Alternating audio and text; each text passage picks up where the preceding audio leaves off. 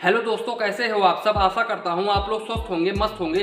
दोस्तों, जैसा कि मैंने आप लोगों को बताया था कि मैं यूनियन बैंक ऑफ इंडिया के बारे में वीडियो बना के दूंगा दोस्तों, जो कि पूरा का पूरा वीडियो 10 एपिसोड में आएगा। लेकिन अब कुछ काम आने की वजह से कुछ हमारे पास काम आ गया था, जिसके वजह से मैंने टर्म कंडीशंस को रीड नहीं किया यूनियन बैंक ऑफ इंडिया के, तो जिसके वजह से ये जो एपिसोड है वो डिले हो रहा है दोस्तों। तो उसके लिए मैं दिल से माफी चाहता हूं, लेकिन आप लोगों को परेशान होने की बिल्कुल भी जरूरत नहीं है, क्योंकि ये वीडियो जो है वो परसों आपको दे दिया जाएगा। तीसरा जो एपिसोड है वो परसों आएगा दोस्तों। और ये एपिसोड में, इस एपिसोड में हम डिस्कस करेंगे, ये जो वीडियो है वो खास करके ग्रामीण बैंक के ऊपर होने वाला है, क्योंकि यहाँ पर मैंने कुछ दिनों पहले एक ग्रामीण बैंक के ऊपर वीडियो बनाया था, जिसमें मैंने आप लोगों को बताया था कि ग्रामीण बैंक कैसा बैंक है।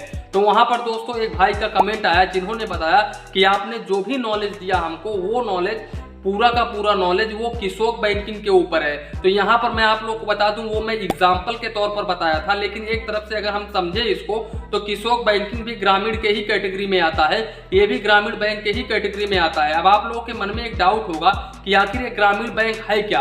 तो यहाँ पर मैं आप लोगों को बता दूं कि ग्रामीण बैंक, जैसे कि आप लोग जानते होंगे कि जो बड़े बड़े बैंक होते हैं वो ज्यादातर करके अपने शहरों में ही अपना ब्रांच खोलते हैं। अब ये क्यों खोलते हैं दोस्तों, उसका एक रीजन होता है, क्योंकि ये लोग अगर गांव में खोलेंगे तो गांव में उतना कैश का लेन देन होता नहीं है दोस्तों, क्योंकि गांव में किसान लोग होते हैं, वही लोग अपना पैसा जमा करते हैं। और जो शहरों की अगर हम बात करें तो शहरों में ज्यादातर करके लोग सेटल्ड होते हैं, अपना जॉब करते हैं, तो वहां पर कैश का लेन देन ज्यादा होता है। इसके अलावा शहरों में काफी सारी कंपनियां होती हैं, तो वहां पर भी ये जो बैंक वाले होते हैं ये अपना कैश ट्रांजेक्शन कर सकते हैं, वहां पर ज्यादा इनकी कमाई होती है, ज्यादा अच्छे तरीके से कमा लेते हैं। वहीं पर अगर हम गांव की बात करें तो गांव में इतना पैसा नहीं कमा पाते हैं बैंक वाले। इसी के वजह से दोस्तों ये आरआरबी एक सिस्टम लेकर आया गया इंडिया में। आरआरबी के तहत जितने भी बड़े बैंक हैं, काफी सारे बैंकों ने यहाँ पर स्पॉन्सर्स किया बैंक को, जो कि आरआरबी के तहत यहाँ पर खोला गया गांव में। जो गांव में खोला गया दोस्तों, उसी को बेसिकली हम बोलते हैं ग्रामीण बैंक। और अगर हम आरआरबी के फुल फॉर्म की बात करें दोस्तों, तो इसका आरआरबी का पूरा नाम है रीजनल रूरल बैंक, यानी कि ये रूरल एरिया में पड़ता है दोस्तों, ये ग्रामीण क्षेत्र में ही इसको खोला गया। फॉर एग्जांपल ले लेते हैं, जैसे कि महाराष्ट्र ग्रामीण बैंक है, तो इसका स्पॉन्सर जो है वो बैंक ऑफ महाराष्ट्र करता है। तो ठीक इसी प्रकार से जितने भी ग्रामीण बैंक होते हैं, उनके जो स्पॉन्सर्स होते हैं वो बड़े बैंक ही करते हैं दोस्तों। इसके अलावा अगर हम सर्विसेज की बात करें तो सर्विस आप लोगों को जितना सर्विस ग्रामीण बैंक में मिलता है उतना आपको एक बड़े बैंक में नहीं मिलेगा दोस्तों। अगर हम फायदे की बात करें, अगर घाटे की बात करें तो आप लोग को काफी सारे यहाँ पर बड़े बैंक देते हैं, लेकिन उस केस में देते तो हैं, लेकिन वहां पर आप लोग को मेंटेनेंस बैलेंस रखना पड़ता है। यहाँ पर आपको 25,000, 10,000, 15,000, 5,000, 1,000, 2,000 मेंटेनेंस चार्ज देना होता है। मेंटेनेंस बैलेंस अपने अकाउंट में मेंटेन करना होता है अगर आप बड़े बैंक में अपना अकाउंट ओपन करवाते हैं तो।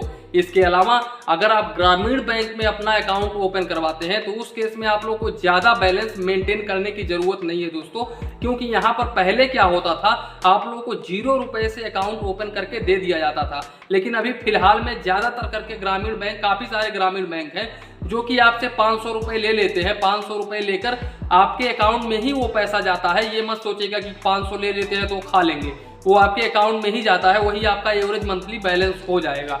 तो दोस्तों यहाँ पर मैं आप लोगों को बता दूं कि वही आप लोगों को 500 रुपए देना पड़ता है।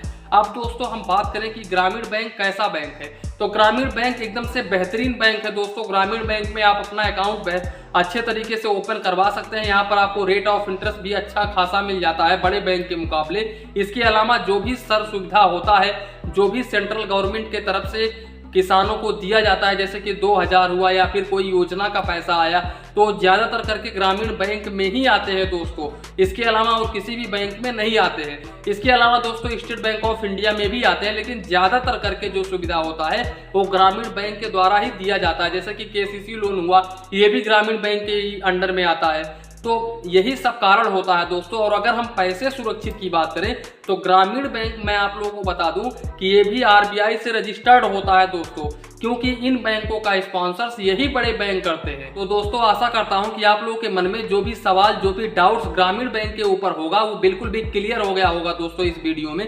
तो इसी के साथ में वीडियो समाप्त करते हैं। वीडियो पसंद आया हो तो प्लीज वीडियो को एक लाइक करिए और अपने चैनल फाइनेंस बैंकिंग को सब्सक्राइब करिए। मन में कुछ डाउट हो, कंफ्यूजन हो तो प्लीज कमेंट करिए। धन्यवाद, मिलते हैं नेक्स्ट वीडियो में।